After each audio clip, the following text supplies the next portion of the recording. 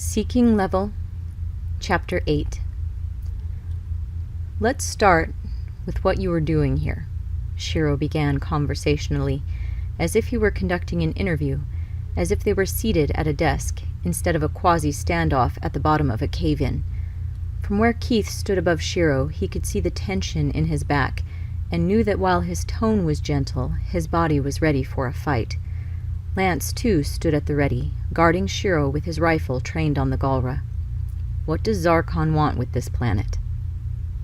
It is beneath the Emperor to know about individual planets, the soldier returned, insulted. He does not concern himself with trivial matters such as this. Fine, Shiro continued, the edge back to his voice. He didn't want to play games here. Then what does Hagar want with this place? There was still insult in the soldier's expression, but he was his rulers by his expected titles. The quintessence, he sneered, and Keith realized then that he truly was being difficult on purpose. He wasn't going to give them anything without a direct question. He was stalling them. On impulse, Keith tucked himself behind Lance, wrapping around the blue paladin and using his readied stance and his rifle to fire once, directly between the soldier's feet.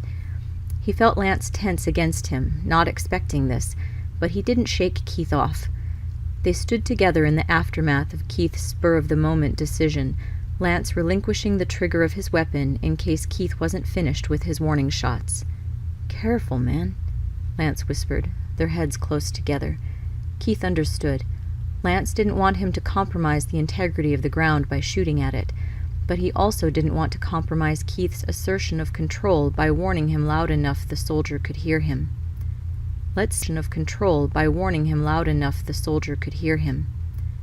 Let's speed this up, Keith suggested coldly. I'm going to give my buddy here a shot for every question we have to ask you. And to be even more fair to you, I'll let you know now that he's a better shot than me. He won't miss. And I'd say he could probably put a couple dozen shots into you before you can't talk anymore. So let's start this thing over. What were you doing here? The Galra looked up at him with something like respect in his expression. All right, he acknowledged. Keith let Lance go, his point taken. We started mining quintessence from this planet several cycles ago. It didn't look like this then. There were trees, water, animals. The inhabitants called it Malaya. I was part of the initial scout party to determine the suitability of this location for mining, but I was not here for the first extraction. He paused then, almost long enough that Keith thought he would need an actual wound to persuade him to continue. Shiro took a step toward him, but he held up his hand. It did not go as planned, he said. We'd never seen anything like it before. We heard from those stationed here for the mission that when the quintessence was pulled from the planet's core, it started very slowly, but then erupted. The equipment was swallowed. The whole area caved into the drill site. The quintessence shot into the air and came down like dust. Where it coated, everything disappeared. The trees, the animals, the others who lived here, everything turned to dust. Our soldiers sent out distress calls, but by the time we arrived to retrieve them, they were all gone. We found only one survivor. Lance was trembling beside Keith now, with the effort of keeping his rifle up. Keith wanted, indicating he should get low. Lance glared at him, but took the suggestion. Slowly, so as not to distract their prisoner, Lance eased to his knees, then to his stomach, resting his arms at the edge of the hole, never taking his eyes off the soldier, even though he had stopped looking at any of them. He was staring at the ground. We brought him back with us. He could hardly breathe, but when we presented him to the High Priestess, she had him imprisoned immediately. She said he'd been taken. Again he cut off, but not because he was being difficult now. This time, it seemed he truly didn't have the words to explain. Keith looked at Pidge as he waited for him to continue. Those were the words she had used. Taken. I don't understand exactly, he confessed, but I heard from others who heard the High Priestess speak to him that she addressed him differently, like he wasn't Galra. Almost as if he wasn't Galra. almost as if he were Malayan. She sent others to return here after she learned what happened. Many were lost to landslides, but those that did come back brought soil with them for her to study. We learned that the quintessence was still here, but different. It now requires a catalyst to activate it, but the potential has increased. We came here a few days ago with the survivor, but were chased away by your lions. We returned today because the High Priestess was convinced that the soldier could demonstrate what had happened, how the quintessence had changed. She wanted to see how it was done, to learn this sorcery, but we lost him. He too turned to dust, and then the ground fell out from under me. Hunk gave a quick look around at his companions at this statement, his face triumphant. He'd been right. The prisoner had just disappeared. Allura bent low to the ground, again sifting the soil in her fingers, frowning.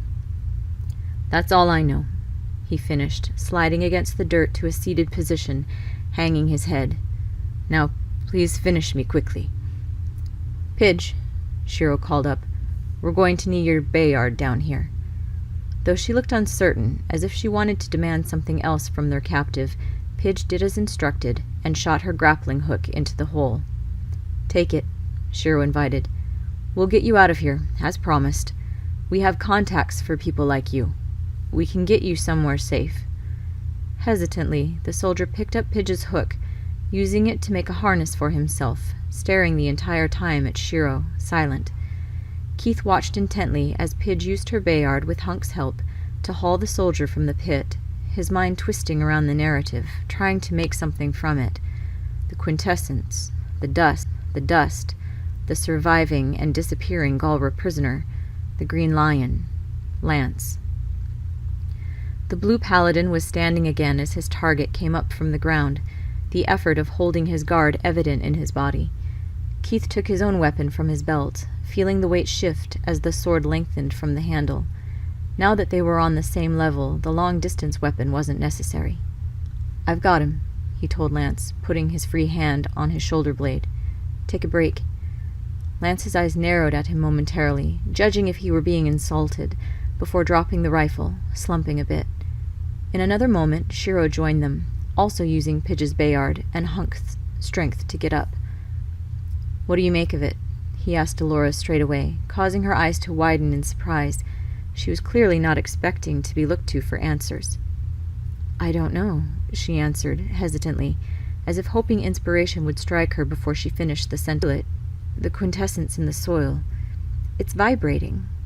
Vibrating? Shiro repeated. I don't know how to explain it, Allura amended. The closest thing I can come up with is like an egg on the verge of hatching. Something is activating the dormant energy, but it's struggling, like there's not quite enough. Do you know anything else? Shiro turned to the Galra soldier, standing in the shadow of Keith's sword. Just speculation, he answered, eyeing Keith. I say, the quintessence requires a catalyst, something with massive energy to activate it. But if the whole planet is dormant, where would the energy come from? Hunk mused, as if speaking to himself. It took my lion, Pidge realized, a new pitch of urgency and terror in her voice. It's using her quintessence as the catalyst. The boom of the castle breaking into the atmosphere hit them then, trembling the ground beneath them. Lance lost his balance, dropping to one knee.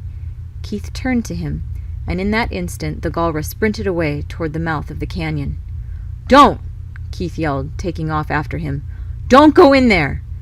He jumped over a broken drone that they'd left behind on their battlefield, tailing the much taller Galra man as he made his break into the canyon.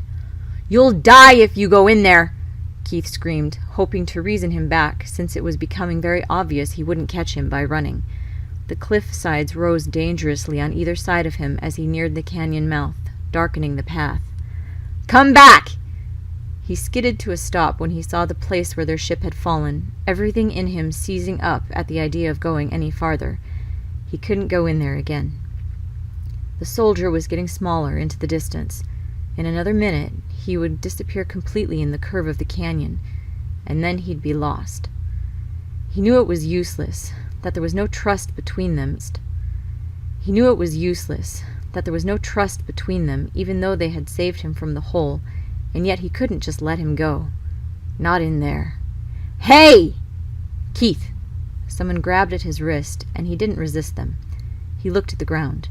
There's no point. He's gone.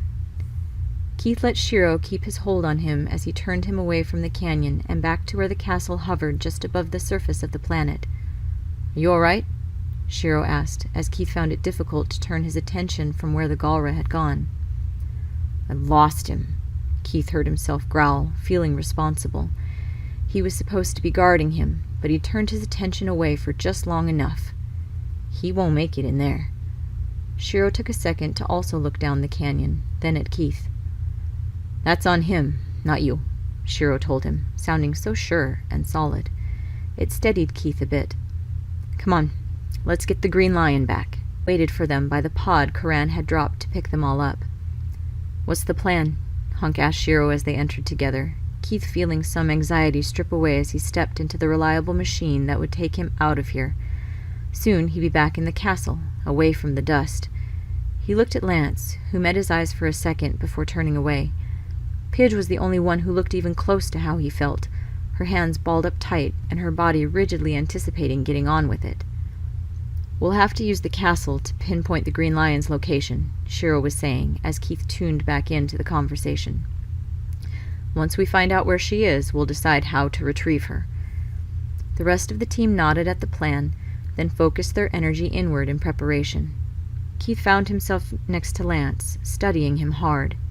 He was too damn quiet, and it was bothering him. He kept close to his side as the pod re-entered the castle, and everyone made their way onto the bridge. He barely heard the others talking about the Green Lion, asking Pidge if she could sense her at all, if there were anything she could tell them about what might be going on and where, because he couldn't stop watching Lance and trying to figure out if he were having trouble seeing. Was he being slower than normal? Did he always walk like that, with his hand at the back of his head? Was he in pain? Would Keith even be able to tell? Have you got a location? Shiro was asking Karan, even before he'd come to a stop beside the monitors of the planet. Lance ducked out of Keith's scrutiny, hiding behind Hunk, who helpfully put his arm on his back, turning him from Keith. It's hard to get a reading, Karan said, but it looks like the Green Lion is where Blue fell at the other end of the canyon. Or rather, under it. I bet that's the drill site, Hunk offered, where the quintessence flooded. What do you mean, under? Pidge interrupted. Was there another cave? Monitors, but from the readings it does seem as if the Green Lion is underground. Like a tunnel? Shiro asked. Like she's digging, Karan clarified, broadcasting the monitor in question to give them a look. It was hard to see, just a topographical scan of the surface layer, but as Keith stared at it, he could make out disturbances, shifting around the central location. Digging could be the right word. Let's go, Pidge demanded, and Keith agreed. They knew where she was now, no need to wait around anymore. Ride with me, Hunk offered to Pidge, knowing that if digging were involved, the Yellow Lion was fastest. I'm coming too, Allura said. Are you sure, Princess? Karan asked worriedly, obviously not in favor of the idea. No, she answered. Not about anything. But I think I need to go with Pidge. I felt the quintessence in the soil. I think I may be able to communicate with the planet. Okay, Pidge and Hunk, Shiro said. The rest of us... Hang on a second, Karan broke in, bringing their attention to another screen that was suddenly flashing red lights. We have a snag. Those are Galra ships, he said, unnecessarily. Pidge gave a frustrated groan. How many? Allura said. Looks like 3 warships. Who knows how many fighters? Karan answered as he consulted the screen. Hunk slumped. The Green Lion is still our first priority, Shiro stated firmly. Hunk will take Pidge to get it back, while Lance, Keith, and I do what we can about the Galra. Allura? He looked to the princess to await her decision on what she would do now with the sudden change in circumstances. I'm still going with Pidge, she declared firmly. Karan will handle the castle. Then we better get going so he can secure it and get the particle barrier up, Shiro said. Let's move. Hunk, Pidge, and Allura dashed off as one unit to the Yellow Lion, while Shiro sprinted toward Black's hangar. Keith grabbed Lance's wrist as he took off past him, almost knocking him off balance. Lance twisted his fist up, bringing their elbows together when Keith didn't let go, his eyes dark and flashing. Karan watched them with a worried, questioning expression. "Not this again," Lance said, heated. "We need everyone in the air, Keith. We don't have time for you to be weird. Let me go." Keith really did not want to do that, even though he knew Lance was right. There just wasn't enough time for him to ask Karan to do another med scan, to make sure, absolutely sure, that Lance was fit enough to do the things that he so obviously had to. They needed the Blue Lion, but he didn't want it to cost Lance something he couldn't get back. "Be careful," he cautioned, reluctantly releasing Lance, wishing he had better control over his voice tone. Somehow his concern was coming out confrontational. "You too," Lance replied awkwardly, defensively pulling back from Keith with an expression of confusion before turning toward where Blue was waiting. "Keith, get going!" Karan snapped at him, shaking him from where he stood watching Lance leave. He felt the hand he'd used to hold Lance tighten into a fist as he sprinted toward Red, intent on making up the time he had lost considering his teammate. Red growled impatiently as he dropped into the cockpit, and suddenly he realized that all the anxiety he'd been experiencing today wasn't completely his. He closed his hands over the controls and closed his eyes against the barrage of images and feelings Red was throwing at him all at once. Sparks of dust, of the Green Lion and Pidge, and the twitchy ache of needing to do something about it. She wanted out. Immediately. "All right, Red," he consoled her, slowing down the intensity of what she was pouring. "Go." She shot through the hangar opening like the comet she was made from, reminding Keith more of riding an animal than piloting a machine. He felt her pull on his own quintessence, merging their energy and consciousness, brightening the cockpit, focusing their balance until his thoughts were enough to guide her more than his fingers. The tightness in Keith's chest broke open in wide, exhilarating freedom, even as a horde of Galra fighting ships appeared on his display. It was threatening, but at the same time it was comfortingly familiar. This was an enemy he could see, that followed patterns and predictable maneuvers, something that he knew how to fight. This was his battleground. He activated Red's jawblade, ready for destruction. "Lance?" he heard Shiro call through their connected radios. "Where are you?" Keith felt everything inside him tangle up, like he'd just crashed through a barbed wire fence. "Damn it, Lance!" He did a quick scan of his surroundings, noticing now that while the Black Lion hovered at his left side, the Blue Lion was not there yet, even though Lance had left before him. "Lance!" Keith yelled for him, needing to hear him. What was going on? What happened? "I'm coming," came the answer. Lance's voice was neither strong nor steady. Something was wrong.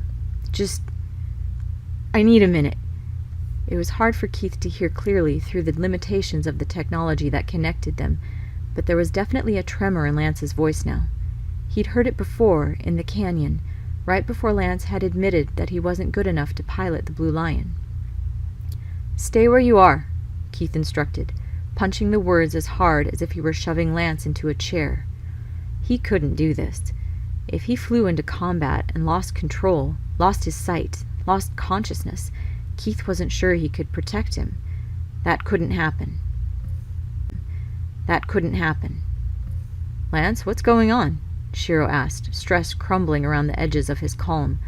But the only sound from the Blue Lion was the partial burst of what might have been a sob before the connection was cut off abruptly.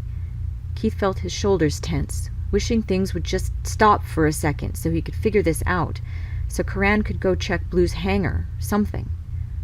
"Looks like it's just us for now," Shiro told Keith, somehow able to compartmentalize each disaster separately, assigning them a number of importance as to when he would deal with them. Keith tried doing that too, but found that his order was different despite how close the Galra were advancing toward them. Somehow Lance seemed more important right this second, despite everything going on around them. "Lance!" he shouted, wondering if he could even hear him. Lance, you okay? Keith, come on! Shiro pulled ahead, his training replacing his emotions, smashing the Black Lion into the Galra line headed for them, firing shots, and using his own jaw blade simultaneously as he plunged into their formation, creating explosions on either side in his wake. Keith twisted Red's head, slashing a fighter ship in half before following the momentum into a barrel roll around 6 more, spiral slicing them in a fluid movement.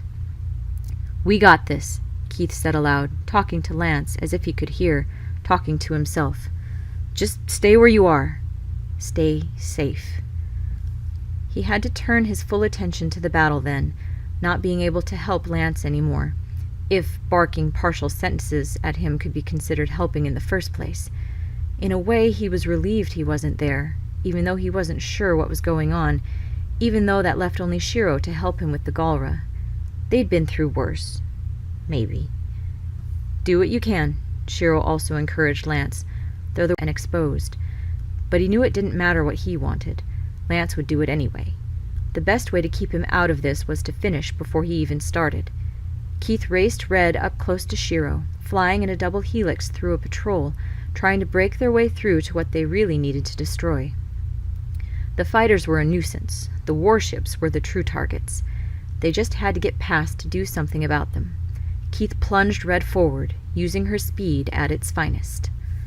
"Hunk," Shiro called, able to focus outside of their personal pocket of disaster for a few seconds now that Keith was flying reliably at his side through a well-trained maneuver, the Galra falling around them in reckless waste. "What's your status?" "We just made it to the site," Alora answered for Hunk, who was undoubtedly concentrating too hard to talk. "We can see where the Green Lion went, but we can't see her yet." "Pidge?" Lance unexpectedly on the radio again. "Pidge?" Lance unexpectedly on the radio again, voice still small and weird, a conversation at the back of Keith's mind as he ran calculations on speed and trajectory, on angle and recoil, registering them semi-consciously, almost as an afterthought, the way you feel that 3 times 3 is 9 in an instant, but you could show the work if you had to. An explosion lit up his screen as he escorted Red through the aftermath of 2 more destroyed ships. You're gonna have to fight for her." "How, exactly?" Pidge asked, edgy and annoyed. Keith could practically see Lance sitting in Blue's cockpit, hunched over the controls, head tilted in that terrible way, like his soul had already left his body. He sounded just awful. What the hell happened in those few moments he'd been left alone? Keith tried to speed up, to get this over with. Lance didn't do so well being left alone. Focus over with. Lance didn't do so well being left alone. "Focus," Lance instructed, a tone he used very rarely, but with conviction. He was certain about what he was saying, though he sounded like it was hurting him to talk.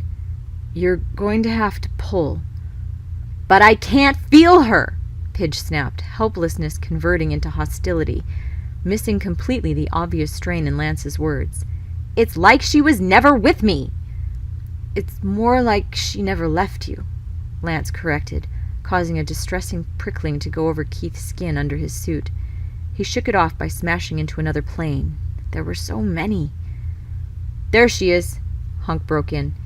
Keith wished he could be there, could see what was going on in both the Yellow and Blue Lions. But that wasn't his job. Red was his lion, and all his focus. The fighters kept swarming him, keeping him away from the warships. So many. Sacrifice such a great number to the lions.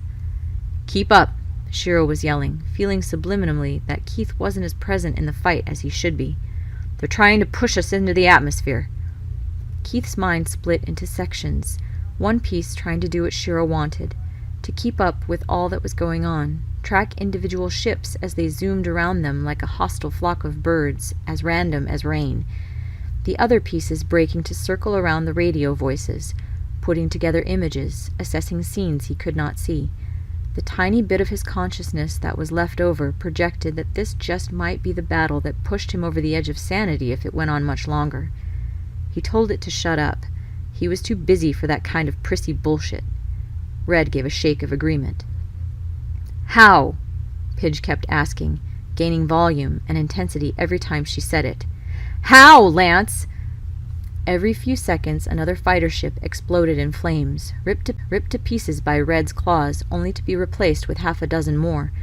The Black Lion dodged in and out of sight, flying directly over Red to dash apart a fighter coming up behind them. "Keith!" Shiro snapped tersely, not from anything wrong Keith had done, but as a stress reflex to the never-ending swarm crashing into them. Yeah, he knew. They needed help, needed Voltron, but how to manage it? Several lines of sweat tickled down Keith's jawline. The prickling sensation had yet to dissipate, but began climbing up the back of his skull. He bucked his shoulders up, rotating them backward violently as he pulled Red above a pair of ships headed for him, allowing them to collide in a double firework of debris. "Almost," Hunk growled, a nondescript indication as to the closing distance between the yellow and green lions. "Lance!" Pidge screamed, furious in her helplessness, rattling Keith's already damaged nerves.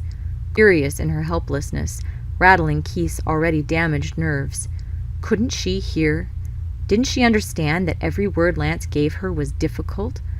But he couldn't say that. It would be completely unproductive, so he pressed his frustration into the demolition of another enemy ship. "What am I supposed to do?" "I can't explain it," Lance said, still too quiet, still too small. Was no one else noticing this? "Pull." Whoa, Hunk started repeating.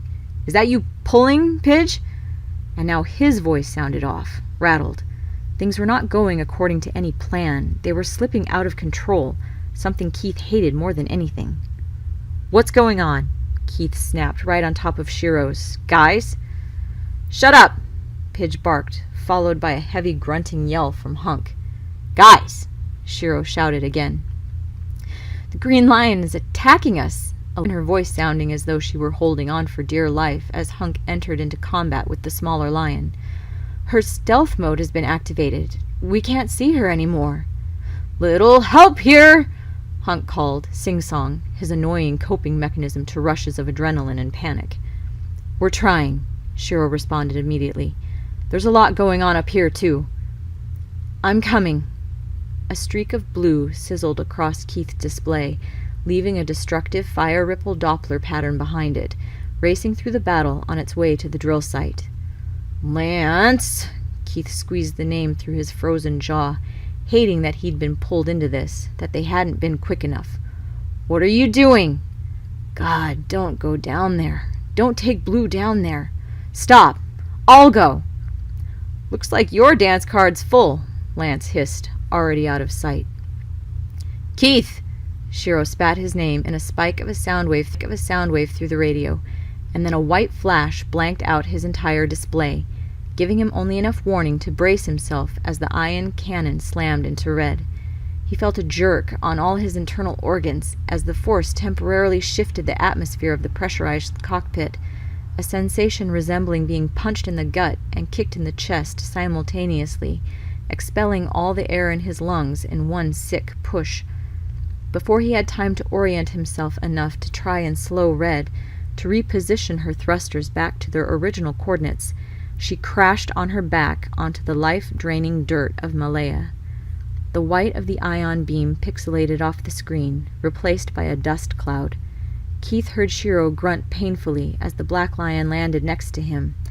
The light in the cockpit dimmed, and he felt something go slack in the controls under his palms. "Red?" He spoke his fear, pulling back to no response. Was it the ion cannon or the dirt doing this to her? Keith peered through the dust, trying to make out the Black Lion, trying to see something. This wasn't happening. This definitely was too awful to be happening. "Shiro?" "Keith, you okay?" Shiro began. "I can't get the Black Lion online." The ground beneath them began to shudder. Keith tightened his hold on Red's controls, consciously attempting to flood her with his quintessence to block whatever else might be pulling her, not knowing if he were actually doing anything. "We have to move," he shouted at Shiro, at Red. The dirt cloud on the screen darkened. He felt himself sinking. The lights of the Galra fighters were no longer visible. The shaking ground pulled itself out from underneath them. They were being swallowed by the planet. Red! It was going to steal her quintessence, and his, turn them into dust. You have to concentrate, Lance said, quietly, calm. Keith growled, even though part of him knew that Lance wasn't talking to him. Dirt began piling up against the screen, and Keith also felt it clogging up his throat. No, it's not in my mouth, or my lungs, he lectured himself, but he coughed anyway. I hate this planet, hate it. Every stupid piece of dust on it. He had to get up, get out of here, somehow make it over to where the others were, get them the hell away from here. There was static on the connection now. All he could hear were tones. For a few extra seconds, he could differentiate his teammates by their cadence and pitch, though individual words were not coming through. He strained to make out anything they were saying. He didn't want to lose them, didn't want to be lost. The static increased, then stopped. The screen blacked out. He'd been buried alive.